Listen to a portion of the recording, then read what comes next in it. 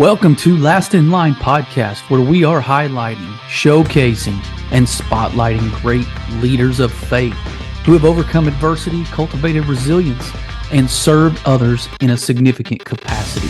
So settle in and be encouraged by this episode of Last in Line podcast. Gentlemen, what's up? I want to welcome Skylar Lewis to Last in Line podcast, who is the founder and CEO of Rise Up Kings in Dallas, Texas. Skylar is a well-known entrepreneur. He's had several companies. He's an author of a book called 2-Day CEO. He and Rise Up Kings have a mission that is to awaken a generation of men who lead themselves, their families, and their businesses at the highest level to glorify God. Skylar and I talk a lot about mentors and some of the ways he had to learn things the hard way when it comes to leadership, how he became a student of the game, read a lot of books, but really was only scratching the surface. As he puts it, the experiences are where people sharpen themselves and where the growth happens, which is why not only success in business, but he's created Rise Up Kings, where they do experiences, 3-day events, where men come from all walks of life, primarily husbands and dads, but ones that are looking for freedom, looking for refined leadership, looking for growth, and they get it all focused around their spirituality and the foundation of Christ. And so Skylar and I talk a lot about that, faith, spiritual warfare. We talk a lot about things in his book like cultures of accountability and discipleship and things that will actually move the needle when it comes to making an imprint in this culture that is no doubt turning a corner of evil, but guys like us can step in and have a footprint in the right direction in the name and glorification of our God. So I'd like for you to help me welcome Mr. Skylar Lewis from Rise Up Kings to Last in Line podcast. Skylar Lewis, welcome to Last in Line podcast. Yeah, happy to be on here. Yeah, man. So love what you're doing with Rise Up Kings. I know you are an entrepreneur, a CEO by trade, and have been doing this a little while. You wrote a book last year, I think, the 2-Day CEO, and we're going to talk maybe a little bit about that. Before we get into that, though, you're not discriminated against, and you don't get out of some of the fun we're going to have at the beginning. So this is kind of a gloves off, kind of a ad lib type of deal for you. And we're going to be sitting around in this virtual little coffee shop right now, and you're sitting around talking to your closest buddies. And I want you to maybe finish the sentence for me. I got 3 or 4 sentences here I want you to finish for me, and as it relates and pertains to your life or what you're experiencing. So let's go. We'll do a softball first. As a husband, I could be more intentional in the area of planning out date nights, right? I focus on doing date nights, but in general, I'm not going all out on them the way I want to. So I'd say it. Okay. I give them a 7 out of 10 as far as the experience and the intentionality. Well, and I think guys mostly, I don't know if I don't want to put words in your mouth, but I would say guys probably fall in that 5 to 7 out of 10. Probably most guys, that are not as intentional as they want to be with date nights. Do you have kids? How many kids do you have? 2 kids, 2 boys, 7 and 10. Yeah. And especially with, if they're in any kind of activity, you got to really put it in the calendar, right? You got to make an effort. Okay. How about this one? The biggest void plaguing men today is like-minded community.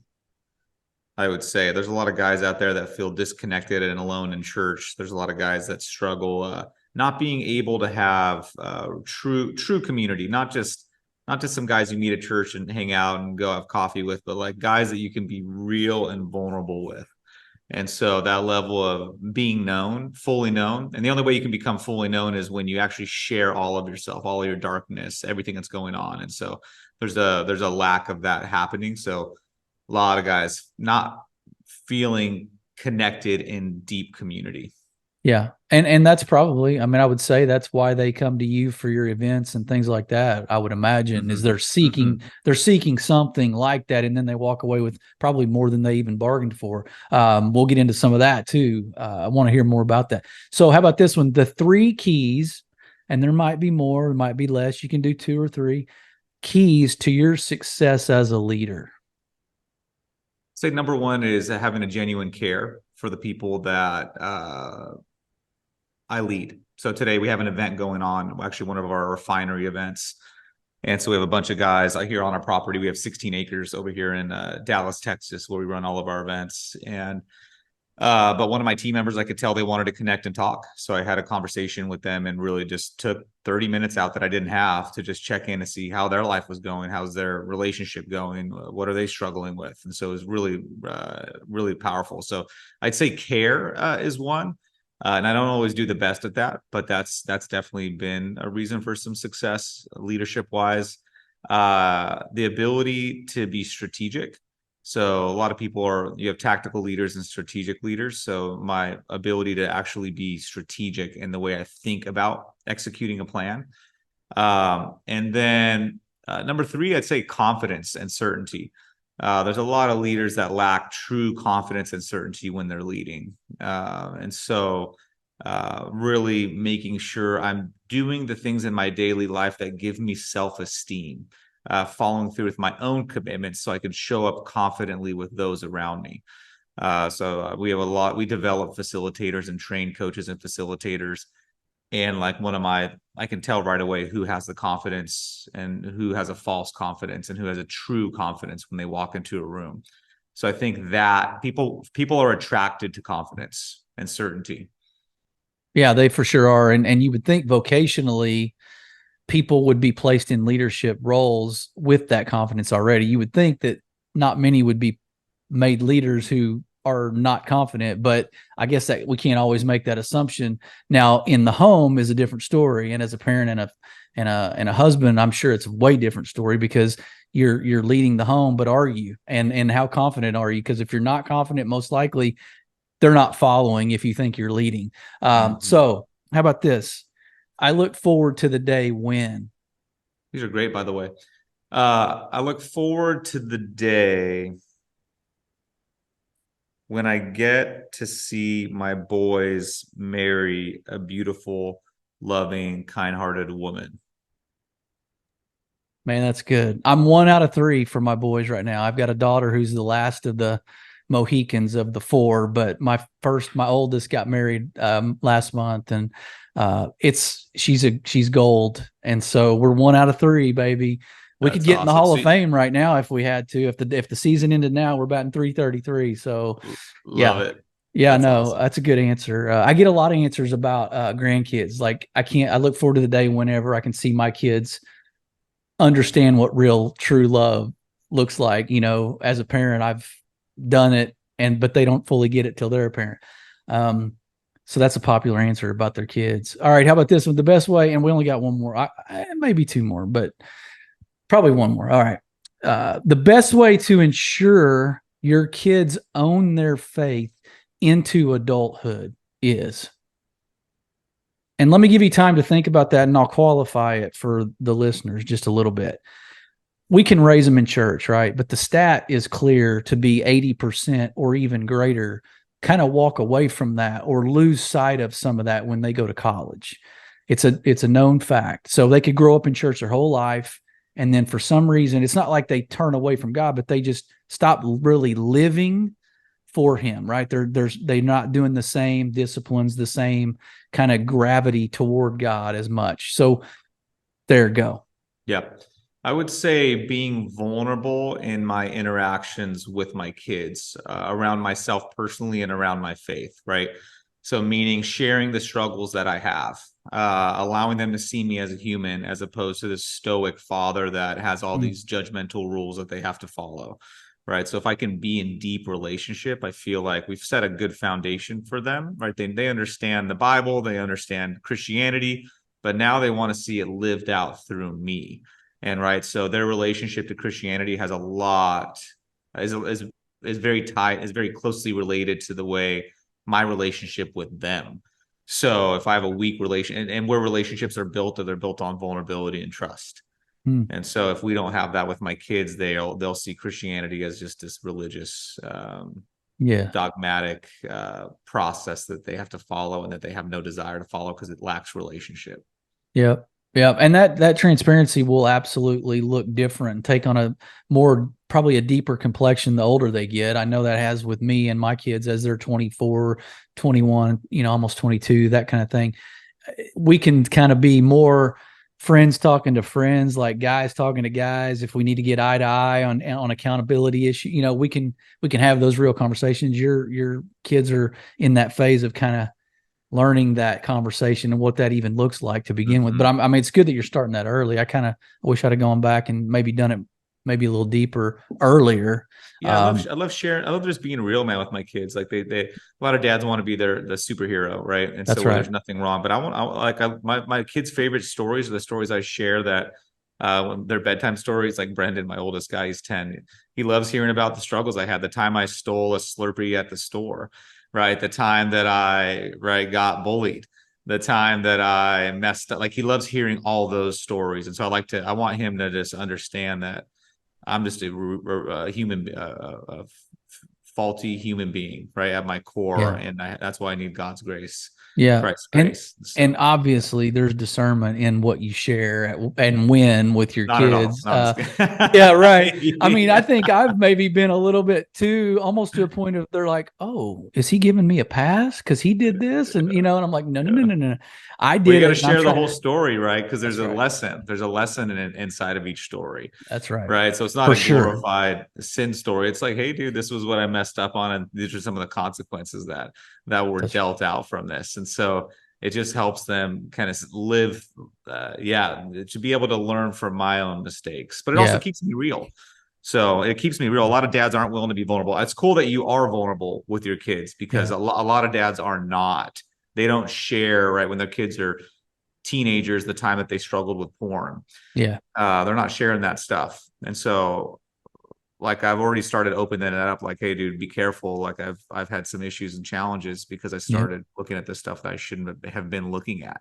Yeah. So and it's coming at them even at a breakneck speed more than it was when we were kids. So you're constantly having to, it's a moving target. The goalpost is never stationary. All right. So we're going to dig into the meat and potatoes of this, but maybe give me an idea what your expectation is for if you were to walk past a group of guys that listen to this podcast and you overhear them talking about it. What do you want them to be saying?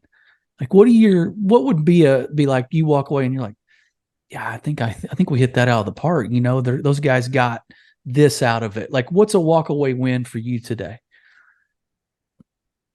There's so many. I mean, a walk away win in general is somebody understanding that Jesus loves them and that they a desire for a closer relationship. So a walk away would be a man saying, you know what, man, the reason I'm having issues in my life is not because of all of this outside stuff that I could improve on, but it's because I haven't spent enough time in the Word. And I really haven't been shifting my heart. Because most things come down to a heart issue. Yeah. And so where do you go to work on your heart, right? It's surgically done through spending time in the Word and prayer. And so like that to me would be a walkaway where a guy feels viscerally connected, like and clear on what he needs to do to get to his next level. And it's not just reading a daily devotional. Devotionals are super powerful, by the way. But it's like you need both. You need a devotional and you need to spend 5-10 minutes in the Word or 15 to actually start to mature, right? Because my journey was I used to read one verse. I'd read one verse and I'm like, oh, you know what? I'm good. I got my verse in for the day. The Bible app. I love the Bible app. But like I never matured. I never got to the next level. I was just reading a verse a day. Like you can't mature reading a verse a day. Like you got to have some more depth. So devotional on top of actual Bible reading, super powerful.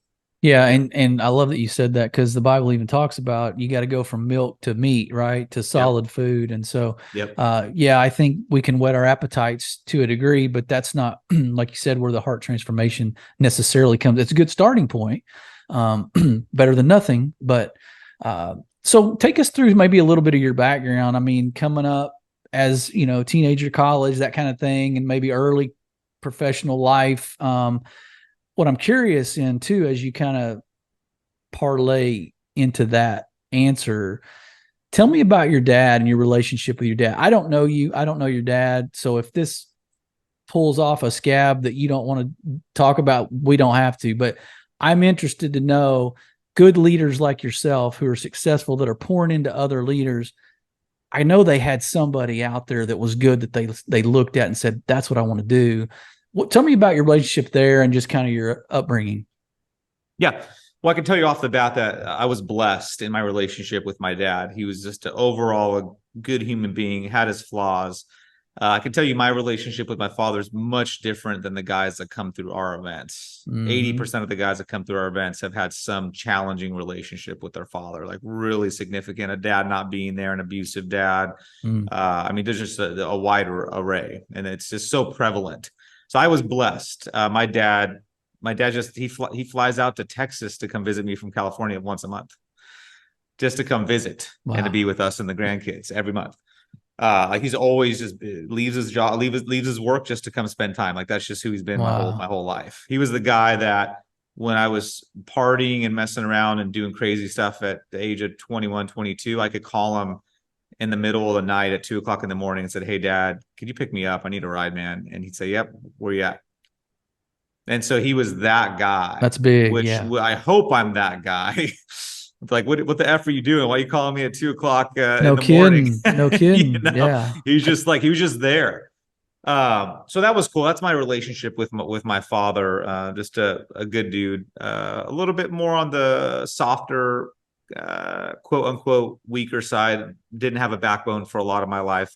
Was very loving. And so that's been his journey, really kind of gaining a backbone and learning how to step into his masculinity and really take a stand for things that matter to him. So for me, man, growing up, I grew up in a town called Hemet. Where are you from again, John? Well, I grew up in Oklahoma, but I've been in Texas for 16 years. Got it. Yeah. So I grew up in a town, Southern California, Hemet, California, and Riverside County area, and poor side of town, and man, just struggled with self-worth issues, insecurities. And so I had this desire just to create success and kind of prove myself early on. Like I just wanted to be successful, wanted to be an entrepreneur, wanted to prove myself. And that led to me to starting a lot of different companies, a lot of small little businesses and stuff went up before I was 18, but then actual companies as I got older, and was super ambitious to go create, just build something where I could prove myself. And so on that journey, though, I found while I was dealing with insecurities and feeling like I didn't fit in, I found my first porn magazine when I was 12 in a treehouse. Those freaking tree houses, man, you never know what's up there. Actually, I was talking to a guy at an event this week. He was about the same age, found his first porn magazine in a treehouse. And so I don't even know if those exist. I don't even know if those exist anymore. The tree houses. I mean, nowadays, I don't even know if those are around. But yeah, very rare, very rare. Yeah. Now people just grab a phone. But so yeah, became addicted and instantly addicted. And I grew up in a Christian household, kind of a broken Christian household, but yeah, so that I got hooked on porn, man, and from an early age I struggled to break free from porn, and it was an area of shame and guilt, being a man of faith, and struggle with that transparently all the way through my adult life, into marriage, all the way through marriage, right? Had a hard time even if it was a couple times a year. I just was addicted. I couldn't stop. I couldn't break it, couldn't kick it until fairly recently, actually. So my journey was just a journey of dealing with insecurities, pornography. Started my first real business, like legit, when I was 21. Yeah. Anyway, I mean, there's a whole story there on all that stuff, but I'll kind of stop right there. No, that's good. What about leadership did you notice to be what you wanted to be? Like, you mentioned your dad, some qualities about him, and maybe you took one or two, but was there somebody that was you could just tell this dude, he walked in and owned a room, but he wasn't prideful, and you kind of got a glimpse of what servant leadership? Anybody come to mind, or any type of person come to mind that's a picture of that? Not really. No, I kind of had to figure it out on my own. Okay. A How'd lot you of do mistakes. that? I have a lot of ways of not, a lot of ways to A lot of examples. lead Yeah. properly, right? A couple things where early on, it was kind of about me. Like when I started my companies, it was how do I create more success for myself? How do I have a cool car, a cool house? So it was a lot of selfishness in my leadership. And that tend to cause a lot of issues in the people that I led, right? Mm-hmm. Because they could feel it. Your team can feel if it's primarily about you. Mm-hmm. Even if you have a good front and a good facade, they'll tell, they know if you're truly in it for them or if you're truly in it for yourself. And so Mm-hmm. that's a yeah, a game changer when I started to realize like, man, and it just was feedback, right? I'd have employees leave, I'd get into issues, just major conflicts, and I started to realize like, you know what, this is not working. This, like, something's off. So I had to continue to kind of evolve my leadership skills until finally I found some mentors later on, and I got to Mm-hmm. see what a Christian leader looked like, someone that knew how to build wealth and create in the marketplace. And so, yeah, I had a big ego too. I didn't think I had an ego, but I had a big ego. And that also does not work in leadership. So how do you lead humbly? And yeah, leading humbly means you get in there and do the stuff you don't want to do with your team. Sure. Sure. And a lot of leaders think that they have to have all the answers and they're not coachable anymore. And that's where they get into some problems too. I mean, even back to the parenting example of being vulnerable and transparent, somebody told leaders you can't ever show any sort of weakness or any sort of vulnerability that you may not know the answer. Like you can't, I don't know where that came from. That's one of the bigger myths of leadership, but what was the light that went on? I mean, surely it was more than just, oh, a couple people left. Yeah, luckily I've been into personal development and coaching early on. So I read a lot of books, right? I read Okay. Rich Dad Poor Dad when I was 17. I just started reading books. So leaders are readers. Yeah. So like people that read tend to lead a little bit more effectively because they can Mm-hmm. consume and learn from books. So I'd say relatively early on in my business career, yeah, I brought in a coach. I was ready to sell one of my companies when I was younger, brought in a coach to help me sell it. And so I talk about it in my book. And yeah, brought him in and said, dude, I got a cancerous team. Like I'm done with this thing. Help me prepare it, get it all ready so I can make the most on the sale. And so he met the team, did a went through a full process to see like what needed to be done. Then he came and met with me and he said, hey, Skylar, so here's the deal. The problem with your business is you. That's not your team members. It's you showing up late to the office that's causing your team to lose respect for you. It's you not following through with your commitments that you committed to your team members. It's you breaking your word. It's all of these things that has led your company to what it is now. And so it's like to get this thing corrected, man, it's up to you. You actually have to be the one to change. It's not your team. And so that was a gut punch for sure. Because I thought I had some bad team members, which I did, but I didn't realize I'd actually caused that in my business. So that was a major shift where I started to do a lot more reflection into how I led and who I was in my company. That's crazy. I mean, that was probably the last thing you expected when you hired this guy. You're I paying was for him to upset tell you actually you're a because I'm bad like, dude, leader. yeah, I was like, I paid you to for you to tell me it's me that needs to change, right? Like I was paying you to help correct the team and work with the team and figure out Yeah. what they need to do differently. So, Yeah. You just needed a Dr. Phil kind of a third party for them to feel safe enough to open up and tell, yeah. because they clearly didn't tell you. Well, okay. So you kind of mentioned parenting a little bit, and it sounds like you're dotting all the I's, crossing all the T's there. Marriage. I'm assuming you're probably you've got it figured out there too. Maybe not everything. You're not perfect. We get that. I'm going to qualify every statement I go forward with as that. We're not perfect. We're always work in progress. But tell me if being a good family man translates into being a good business leader or vice versa. Does one come before the other, or do those skill sets kind of bounce off of each other and parallel at all? And if they do, how in your life have they sort of, so like your skills that make you a good dad and a good husband and a leader at home and effective and good and a servant there, do those translate into, man, you're a really good boss too in the office?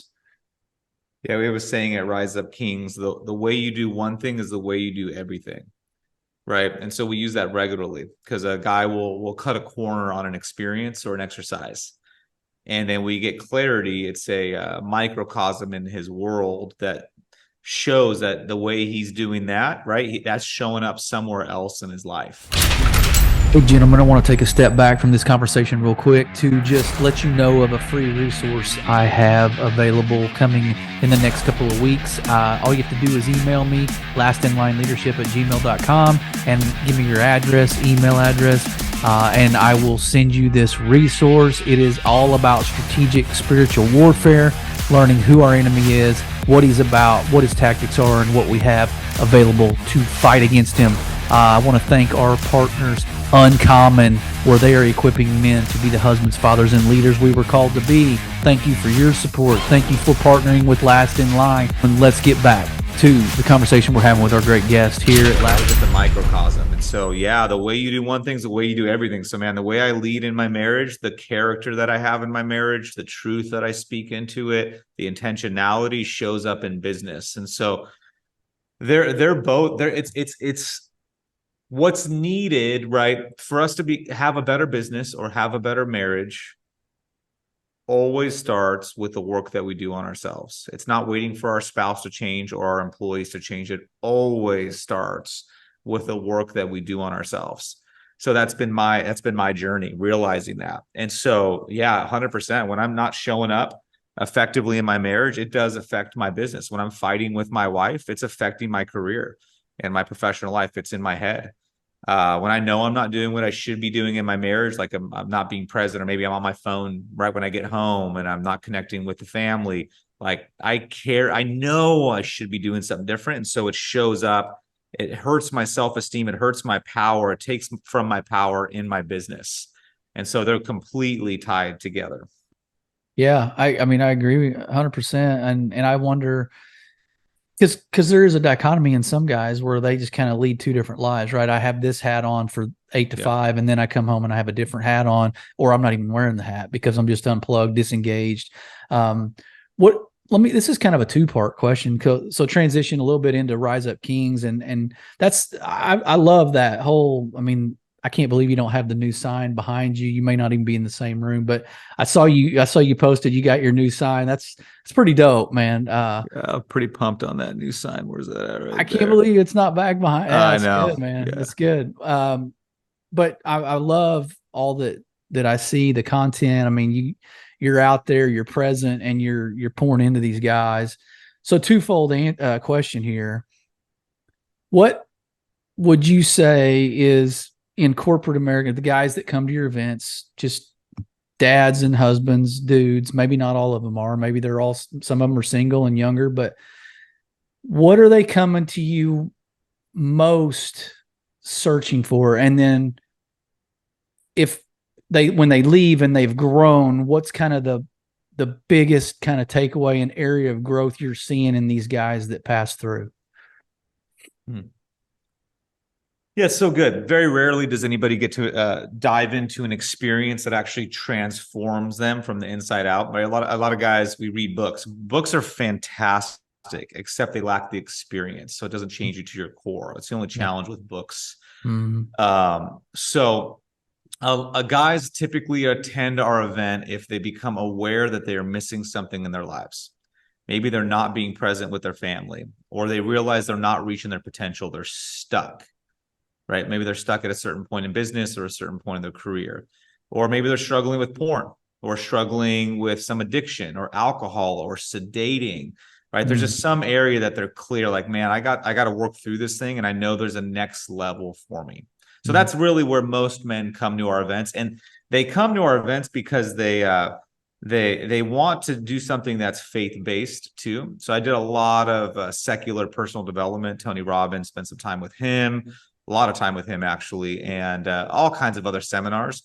And they're all about personal power. Mm-hmm. right? It's like, hey, you can do this on your own. It's like, no, you can't. You need God, actually.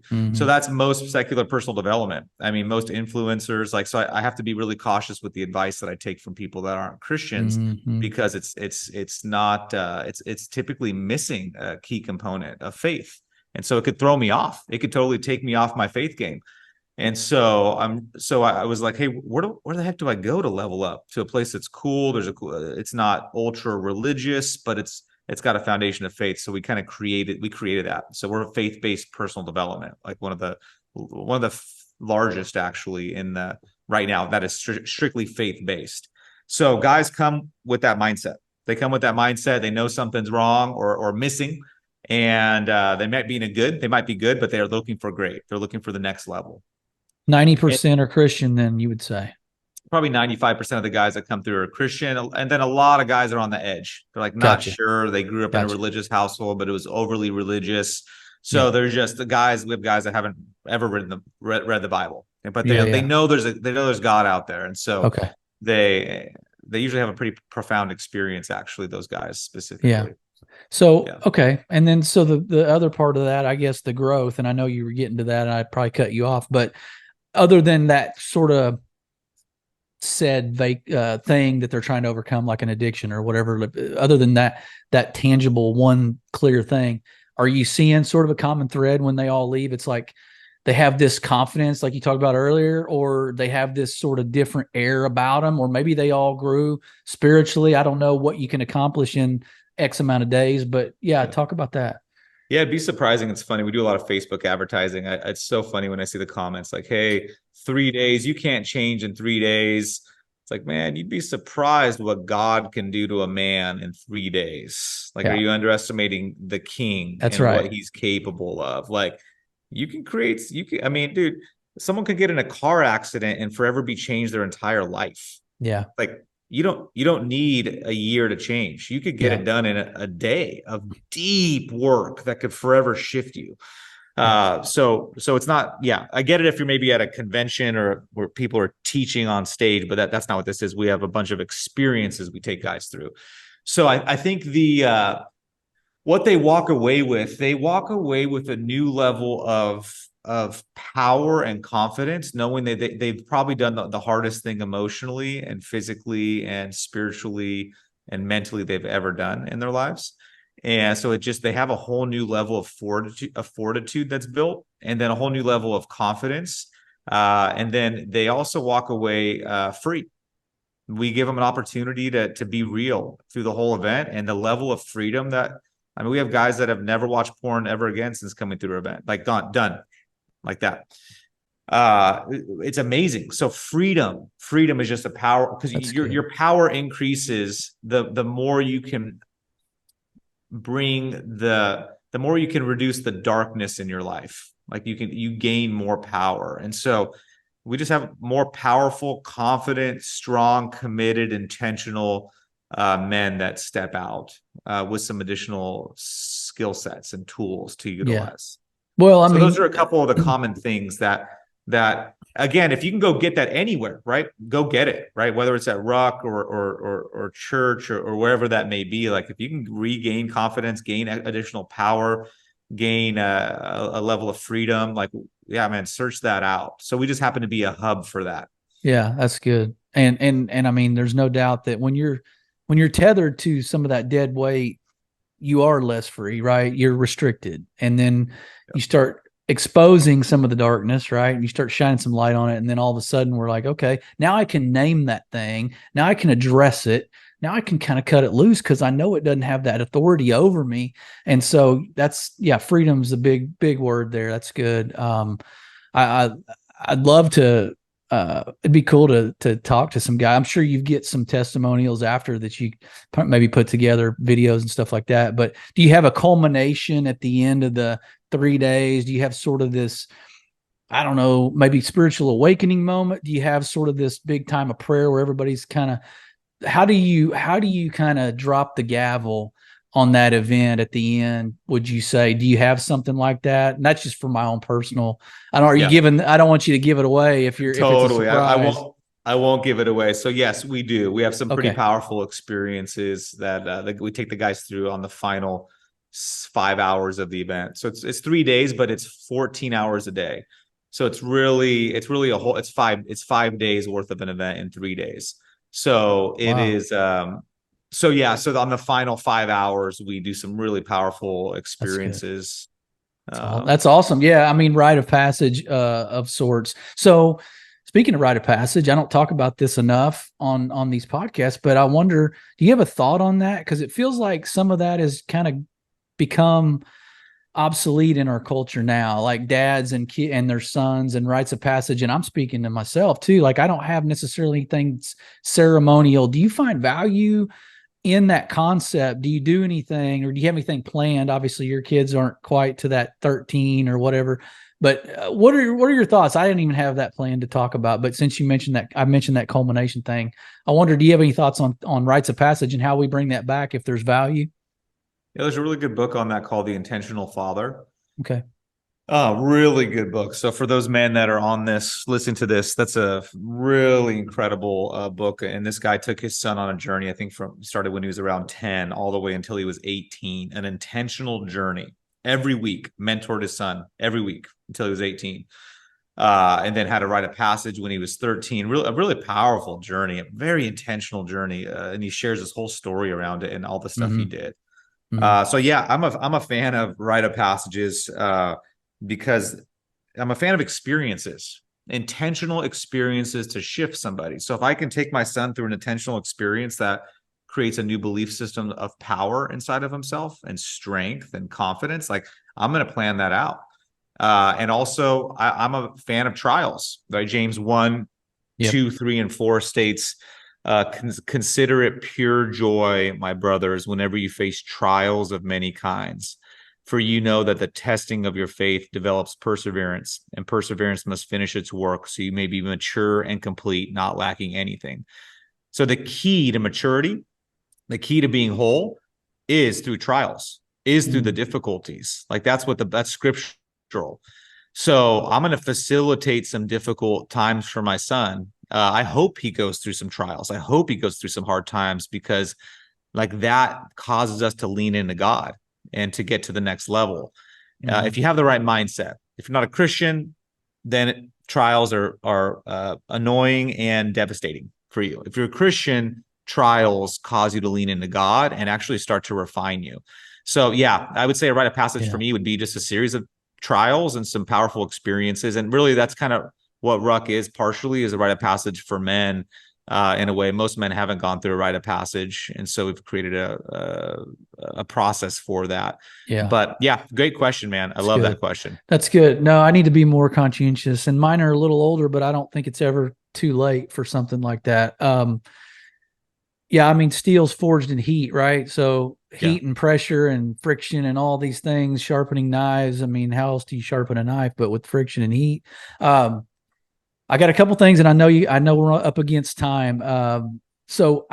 Spiritual warfare has been on my heart for a few months. I mean, it's always a thing as a Christian, but I don't know why, but everywhere I turn, just because I think of where culture is and how twisted and sick and evil everything seems like is being more prevalent. Do you have any sort of, other than reading the word, that's a big thing, and praying, would you consider yourself this spiritual warrior? Like, do you take that? I know you take it seriously, but how do you take it serious? How are you better at engaging in that war? Is it something that's on your mind all the time? Because guys, if we can get this, man, everybody around us can win. If we can engage in that spiritual battle. Talk about a little bit of spiritual warfare in your life. That's good. That's good. So a couple things around that. One is Satan is not omnipresent. So he's not everywhere at once. God's omnipresent. Yep. So that's the cool thing. So what happens is a lot of guys, I believe in spiritual warfare, and I believe it's critical to understand it. And I'm going to share one side of it, and I'll share how I protect myself from it. Okay. So Satan's not omnipresent, and neither are his demons. So that means that when we're struggling, when we have a desire to watch porn or cheat on our wife, Probably most of the time it's because of your own mindsets and neural pathways in your own patterns. It's not necessarily Satan attacking you, because he's in one place on the entire planet. He's in one place at a time. So we have a lot of people on this planet. He's not personally attacking me and his demons. I don't believe there's that many demons per person. So the chances of a spirit so they're not in, most of the time it's not a personal attack on you, but this larger spiritual warfare is when they're attacking culture and when they're attacking some of these larger pieces that majorly affect us. So inadvertently, right? Or that's right. I not like directly, there's a spiritual warfare going on, but a lot of times people, will say, hey, I'm being attacked by Satan. I think you just messed up and slipped up and looked at your phone and shouldn't have looked at your phone, right? And so you need to have processes and things in place to support you not doing that, right? And but sometimes Satan is attacked. We are under a spiritual attack, and so the way that I combat that is, one is, like you mentioned, staying in Scripture and putting the armor of God on. Yeah. So I'm more likely to do stupid stuff with when I don't have the armor of God on, if I'm not in the Word, like. And so the second thing is being around other like-minded brothers. So whether it be guys at church or somewhere that we can pray for each other and support each other, because that's a critical piece, because there is a war going on in the spiritual realm, 100%. And so like and then the third thing is praying with power, actually learning how to use prayer to break bondages, because there are the demons do have some unique abilities to set some things up. And man, if you don't know how to pray with that power to release some of these strongholds, like, people can get tied up and they can get stuck in stuff that they shouldn't be stuck in. And so, so those are a couple of the ways that how I think about it, and then how I prevent and prepare and kind of break some of those strongholds. Yeah, no, it's good, man. I just wrote and about to get in the publishing process of a guide book for that, like something strategic, something strategic that's like kind of short, but guys can digest, but it's powerful. And so I don't know. I feel like that's just heavy on me lately. And so I wanted to ask you that and get your take. It's a real deal, because I feel it at our events. I can feel when we're being attacked at our events. Yeah. And totally. And especially the more you, like, probably with some of your work and the impact you're making with your podcast and the things you're doing, like, it increases the likelihood of attacks, right? The more we're doing God's work. So we just have to be really thoughtful. I wonder if people that aren't as in tune with their faith and walking with God closely, I wonder, are they just being kind of ignored when they aren't feeling that whole heaviness of warfare, or are they just not cognizant of the fact that that's what it is? Like, because I firmly believe what you said, like, the closer we are to God, man, another level spiritually, we're going to see another devil, and he just ups his game when we up ours, and we got a target on our back. The closer we get and more like Christ we become. I wonder, and the other way is he just kind of like, those dudes will screw themselves up. They're going down the wrong path. Well, sin, right? He's created a world of sin. 100%. So he doesn't even need to do much. He's just set the whole field up to be a landmines. So it's already set up. Like, if we don't have faith, we're just going to keep walking into landmines that is getting blown up and having all these issues. He doesn't have to do anything. It's already prepared that way. Like, our world's built. This is his playground. He's built it this way to where we're screwed if we don't have Christ. Like, we're going to make some dumb decisions. And so if we have Christ, we have a much better shot of not hitting those landmines. No, that's good, man. I'm glad you said being with other believers and having guys that you can call, and it's just a matter of, but you've got to do the work. You've got to pick up the phone and dial the number and say, dude, I'm struggling. I feel this weight of something's going on in the spiritual realm. Like, you got to be able to take that initiative. But last one, and apologize to your wife for me if you're late. All right. But here we go. I wanted to so you mentioned something in your book called, I guess, creating this culture of accountability, and kind of ties into what we're talking about a little bit. And if we can take it down that context of spiritual accountability, those kinds of things, why has accountability gotten such a dirty, why is it just such a dirty word if you think it is, because I think it's become sort of taboo to say accountability because, oh my gosh, now you're babysitting me, now you're micromanaging me, now you're all up in my business, go do you and I'll do me, my truth, your truth, that kind of. How do we, or am I off base, first of all? And second of all, how do you create a culture of accountability in the guys that you're working with? Yeah, first off, I would say high performers are okay with accountability. They Yeah. enjoy accountability. Now, you try to add accountability or clear objectives to somebody that's an average performer, they're going to feel they're going to not like it. And now accountability could be a bad word depending on people's experiences with it. If they've had some bad micromanagers, Yeah. some people that have micromanaged or not done accountability right. So I'm the type of guy, I'm going to provide people accountability and create a culture. What I mean by a culture of accountability, because you can have self accountability. Sure. So I don't need somebody on top of me all the time, but I'm going to create self accountability. I'm going to have a spreadsheet that the whole team sees where I put my objectives on. Right. So we've created a culture of accountability in our companies where things are transparent. So if somebody's not performing, the whole team sees it. So we're not holding everybody accountable. We're creating transparency and therefore like it's their own accountability. And we see who the high performers are and who aren't. So I love that level of accountability. I don't like micromanagement accountability. And some people need it. Right? I have a client I was talking to today, and yeah, he's texts me once a day of like, I'm not going to text him, but he texts me once a day with whether or not he completed his objectives. So it's just each person's unique, but yeah, I enjoy accountability done the right way. Yeah. Okay. And that makes a lot of sense. And I wonder how we can translate that into spiritual accountability, because I think this is my opinion, but guys get on fire for God. They go to church, they get in a men's group, and it's great. But then when we get to this level of, hey, let's talk once a week about what's going on. Hey, let's talk about a Bible verse each week, you and me. Let's do life. Let's walk this out. Then it's kind of like, church got a little weird. Everybody wants to know how I feel. They want to kind of watch over, and that's not what it's supposed to be. And it shouldn't be that. But do you feel like that's why guys sort of peter out in the whole discipleship track? Yeah, 100%. Yeah, the biggest growth I've ever had spiritually was in a men's group, long-term, meeting once a week and having some conversations and accountability. Yeah. The biggest growth, the most profound growth I've ever had was studying scripture and doing life with other brothers together, by far. So like, if you're not in a men's group, you're doing something totally wrong. You have to be in a men's group. You have to be reading scripture or studying or just being around other guys where you can share, dude, I jacked up last week, looked at something I shouldn't have looked at. Yeah. Or, hey man, I'm struggling with depression right now.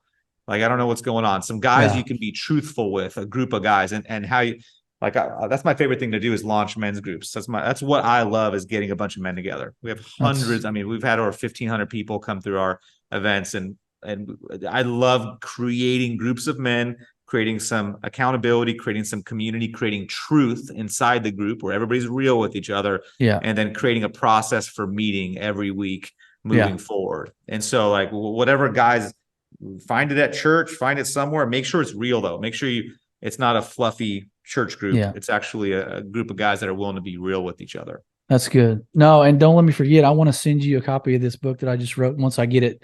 Cool. Once I get copies, because I think maybe it would apply to some of the work you're doing. All right. So what do you want me, before I let you go, what do you want me to put in the notes? Like, what links do you want me to have people track you down at? Do you want them to go to riseupkings.com? Do you want them to go to, tell me what best ways to find you and maybe reach out to you? Yeah, I'd say for men that are looking to get to the next level and are looking for something faith-based, Rise Up Kings is pretty epic. So riseupkings.com. They can check out our events that we have on there. And then they can follow me on social media, Skylar Lewis, Skylar Lewis. And I put a lot of content on social media. And then for those business owners that are on the call, the 2-Day CEO book is a pretty cool book that details how do you grow a company? How do you systemize a business? And my stories and my journey through that process. So I think those very cool. Do you have a mastermind currently? Yeah. No, yeah, we have, yeah. Once the only way you can get to that mastermind is through attending an event. So we don't have any ones that people can join. They have to come through the event. And then when that bond is built with brothers that they went to war with, then they have the opportunity to run with each other for the next year. That's a great concept. I like that. All right. Well, hey man, it's been great. Time flew by, man. I'd love to maybe down the road do it again. I'm glad I kept after you. I mean, a couple of years ago I reached out and I don't know what happened, but I wasn't very good at follow up, but I'm glad we tracked each other down, and this has been awesome. I enjoyed it. Audience, he's been Skylar Lewis. We've been Last in Line. Be blessed.